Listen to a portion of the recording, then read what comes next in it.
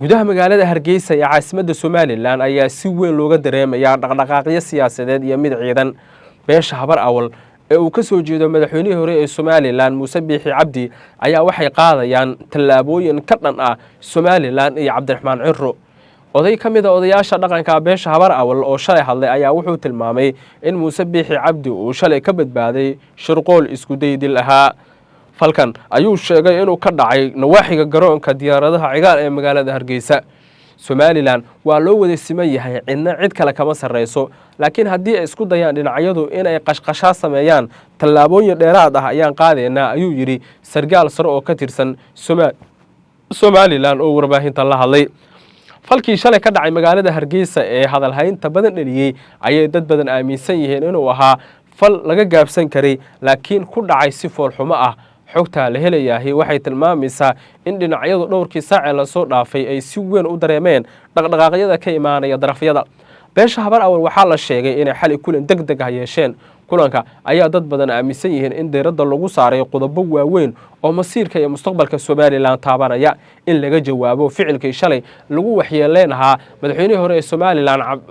Muuse Biixi Cabdi iyo sidoo kale shakhsiyaadkii kale ee la socday ayaa beesha habar awal ka shirtay laakiin afayeenka biliiska Somaliland oo warbaahinta la hadlay wuxuu sheegay inay tallaabo adag ka qaadi doonaan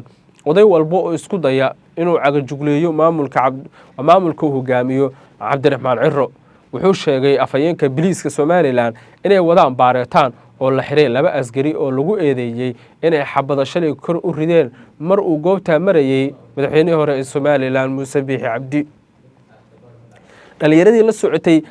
Muuse Biixi Cabdi ee shalay laftirkooda lagu eedeeyay inay qashqashaada qayb ka ahaayeen ayaa iyagana lagu raajooga dabcan beesha habar awal iyo beesha garxajis ayaa la soo warinayaa inay halkan isku khilaafeen marka laga hadlayo Somaliland garxajisku waxay aaminsan yihiin in beesha habar awal 6 sano ay maamulayeen Somaliland ay madaxa kaga istaagnaayeen beesha garxajis haddana loo baahan yahay in fursad la siiyo garxajiska iyo maamulkooda laakiin sargaal sare oo ka tirsan biliiska Somaliland ayaa diiday dhammaan wararkaasi wuxuu tilmaamay inay tallaabo adag ka qaadi doonaan cid walba oo lagu helo in ay isku daydo in ay qashqashaado maamulkan curdunka ah waxaanu tallaabo adag ka qaadi doonaa cid walba oo isku dayda inay carqaladeyso maamulkan curdunka ah ee saldhigiisu yahay magaalada Hargeysa waxaan sidaas la mid ah maamulka u rajeyneynaa inuu sameeyo tallaabooyin horsocod ah ayuu yiri madaxweynihii hore ee Somaliland Muuse Biixi Cabdi oo ka hadlaya dhacdadii shalay ka dhacday magaalada Hargeysa markana madaxweynaha Soomaaliya Xasan Sheekh Maxamuud ayaa la soo warinayaa inuu kulan degdeg ah iskugu yeeray xubnaha qaabilsan xisbiga GSB ee isagu uu gudoomiyaha ka yahay xisbiga waxaa la soo warinayaa in xilligan uu wajahayo carqalado xoog leh iyo sidoo kale burbur inuu ku dhow yahay xisbigu sababtoo ah waxaa la sheegay in maalmihii la soo dhaafay gahdalhayn xoog leh iyo sidoo kale caqabado ay ka dhex taagnaayeen dhismaha gudahoosaadka iyo sidoo kale dhismaha maamulka guud ee xisbiga taasoo la sheegay in caqabado xoog leh ay ka taagan yihiin musuqmaasuq xoog leh ku tagrifal awoodeed gacan bidixaysi iyo waxyaabo kale ayaa lagu eedeynayaa xubnaha sarsare ee xisbiga kuwaas oo iyaga hadda laftirkoodu la daaladhacaya caqabadihii kaga yimid bilowgii dhismaha xisbiga GSB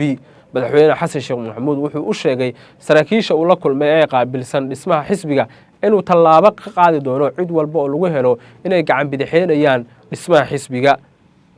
ugu dambeyntiina madaxweynihii sagaalaad ee Soomaaliya Maxamed Cabdilaahi Farmaajo ayaa la soo warinayaa inuu kulan degdeg ah la qaadan doono saraakiil ka tirsan militariga Soomaaliya gaar ahaan kuwa beesha Habargidir dhawaan waxaa soo baxay warar sheegaya in heshiis hoosaadyo ay wada gali doonaan beesha Habargidir iyo madaxweyne Farmaajo xogta la helayahay waxay tilmaamaysaa in madaxweyne Farmaajo loo adeegsan doono inuu si weyn u cambaareeyo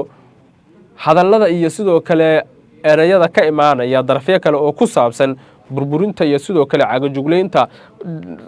dhismihii ama dhulkii danta guud oo si kale loo isticmaalay beesha Habargidir waxay aaminsan yihiin inay kow ka yihiin dadka ugu horeeyay ee laga barakaciyo guryahooda waana in tallaabo la mid ah aan qaadnaa oo aan waliba garab istaagnaa madaxweyne Farmaajo si markaasi Xasan Sheekh Maxamuud miirku uu soo laabtay ayuu yiri mid ka mid ah saraakiisha sarsare ee ka agdhow madaxweyne Maxamed Cabdilaahi Farmaajo